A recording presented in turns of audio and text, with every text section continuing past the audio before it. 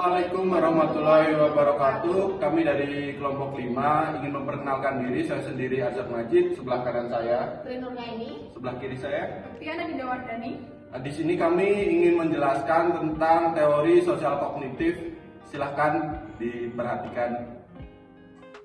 Halo pemirsa. Baik, di sini saya akan menjelaskan tentang teori sosial kognitif. Jadi, sebelum ke inti poin prinsipnya, saya akan menjelaskan dulu tentang tokoh di balik teori ini.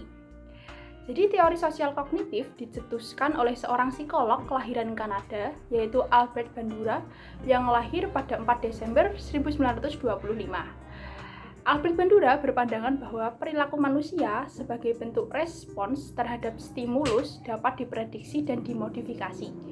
Nah, prinsip pembelajaran menurutnya menekankan pada pengembangan kemampuan berpikir yang dikombinasikan dengan kegiatan pengamatan terhadap realitas sosial di lingkungan masyarakat tersebut. Bandura menghipotesiskan bahwa baik tingkah laku, lingkungan, dan peristiwa-peristiwa internal pada pembelajaran yang mengarah ke persepsi dan aksi merupakan hubungan yang saling mempengaruhi satu sama lain. Pada materi yang kedua ini, yaitu tentang karakteristik penerapan teori belajar sosial kognitif.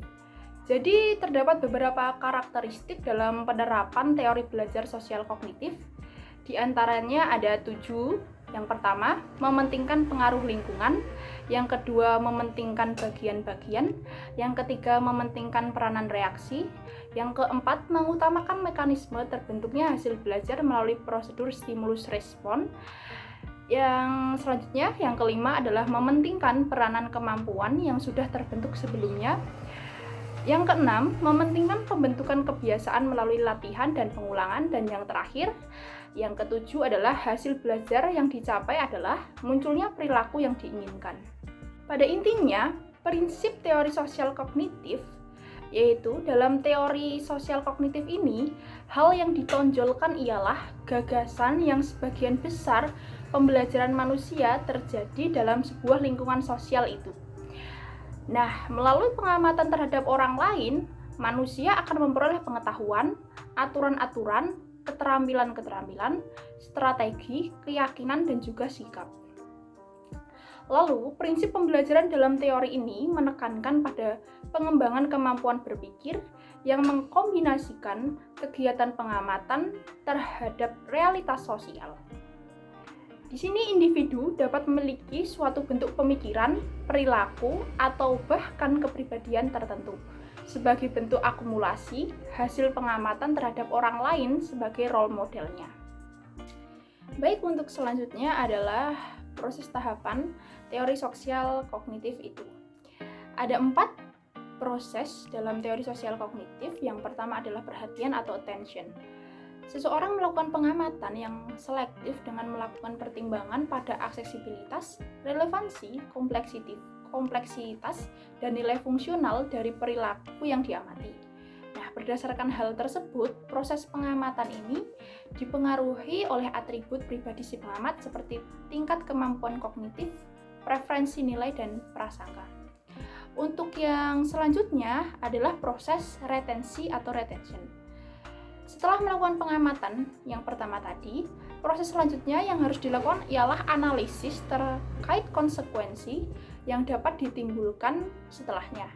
Nah, hasil dari pengamatan yang ada akan diubah menjadi simbol yang nantinya dapat diakses dalam pikiran untuk membentuk perilaku di masa depan. Selanjutnya adalah proses produksi atau production. Nah, proses produksi ini merupakan representasi simbolik yang diterjemahkan ke dalam tindakan baru melalui mekanisme reproduksi perilaku. Pada tahap ini, seseorang individu membutuhkan umpan balik atau feedback dari orang lain sebagai penguatan atas representasinya. Untuk proses atau tahapan yang terakhir adalah motivasi atau motivation. Motivasi dalam proses ini ialah proses pengaktifan kembali perilaku apabila seseorang individu mendapatkan tanggapan positif atas perilakunya tersebut. Tentunya teori sosial kognitif ini memiliki kelebihan dan juga kelemahan. Untuk kelebihannya sendiri diantaranya ada 6. Yang pertama, menjadikan siswa lebih kreatif dan mandiri, membantu siswa memahami bahan belajar secara lebih mudah. Kedua, dalam kurikulum pendidikan negara Indonesia lebih menekankan pada teori kognitif yang mengutamakan pada pengembangan pengetahuan yang dimiliki pada setiap individu. Yang ketiga, pada metode pembelajaran kognitif, pendidik hanya perlu memberikan dasar-dasar dari materi yang diajarkan. Untuk pengembangan dan kelanjutannya diserahkan kepada peserta didik itu sendiri, dan pendidik hanya perlu memantau dan menjelaskan dari alur pengembangan materi yang telah diberikan. Yang keempat, pendidik dapat memaksimalkan ingatan yang dimiliki oleh peserta didik untuk mengingat semua materi yang diberikan. Karena pada pelajaran kognitif ini, salah satunya menekankan pada daya ingat peserta didik itu untuk selalu mengingat akan materi yang telah diberikan. Yang kelima, peserta didik harus lebih bisa mengkreasikan hal-hal baru yang belum ada atau menginovasi hal yang sudah ada menjadi lebih baik lagi.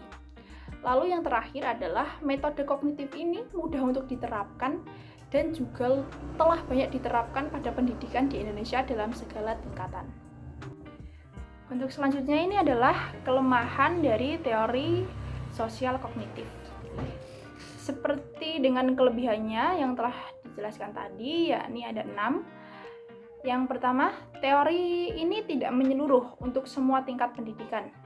Sulit dipraktikkan khususnya di tingkat lanjut. Nah, beberapa prinsip seperti inteligensi sulit dipahami dan pemahamannya masih belum tuntas.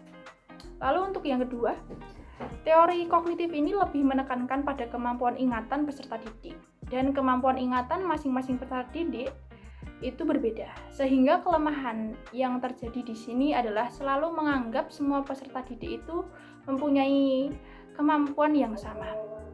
Lalu yang kedua adalah ada kalanya juga dalam metode ini tidak memperhatikan cara peserta didik dalam mengeksplorasi atau mengembangkan pengetahuan dan cara-cara peserta didik dalam mencarinya.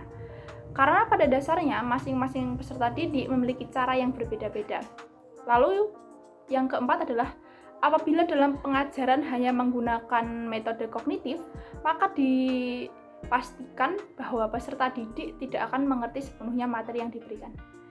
Lalu yang kelima, jika dalam sekolah kejuruan hanya menggunakan metode kognitif tanpa adanya metode pembelajaran lain, maka peserta didik akan kesulitan dalam praktek kegiatan atau materi.